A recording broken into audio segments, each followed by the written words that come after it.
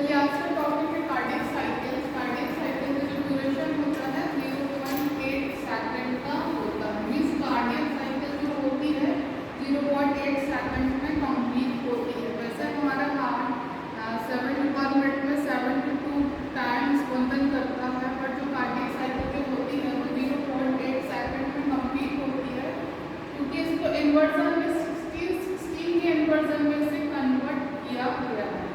एक normal healthy human में 4 से 6 लीटर ब्लड पाया जाता है और ब्लड हमारी होल बॉडी में पंप होने में 1 से कम मिनट का समय लेता है। जब कार्डियक साइकिल में जब एट्रियम एंड वेंट्रिकल कॉन्ट्रैक्ट होते हैं, एट्रियम एंड वेंट्रिकल कॉन्ट्रैक्ट होते हैं तो इसको सिस्टोलिक कहा जाता है। एंड जब एट्रियम एंड वेंट्रिकल रिलैक्स